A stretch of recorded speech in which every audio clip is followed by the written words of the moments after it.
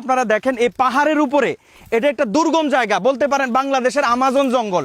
এই আমাজনের ভিতরে এই যে দেখেন এই যে সুরকি দিয়ে ড্রেনেজ করা আছে, ড্রেনের লাইনগুলো করা আছে এবং অনেক আগে যে কাজগুলো করা হয়েছে এটার নিদর্শন কিন্তু এখনো আছে। এই যে দেখেন আমরা অনেকটা পথ হেঁটে আমরা ভিতরে আসছি। এই যে জায়গাটা, ক্যামেরাটা একটু একটু ঘুরান, এই সেই জায়গা যে জায়গাটা আজকে আপনাদেরকে দেখানোর জন্য আমরা আসছি।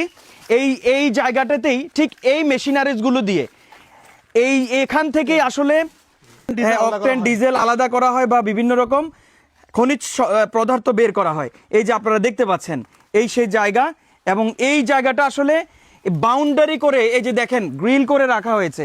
কিভাবে এটাকে এখানে সিকিউরিটি পর্যন্ত আছে, সিকিউরিটি গার্ড এটাকে গার্ড দিচ্ছে। তো সিকিউরিটি গার্ড রাখা হয়েছে কেন এবং এটাকে সিলগালা করে কেন রাখা হয়েছে, আমরা বর্তমান যুব সমাজ এটা জানতে চাই, আমরা কুমিল্লাবাসী এটা জানতে চাই। এই জায়গাটা, এই দুর্গম এলাকাটা, এই দুর্গম এলাকায় এত খনিজ সম্পদ থাকা সত্ত্বেও কেন এটা থেকে আমাদের বাংলাদেশকে বঞ্চিত করা হয়েছে, আমাদের কুমিল্লাকে বঞ্চিত করা হয়েছে, আমরা এটা জানতে চাই।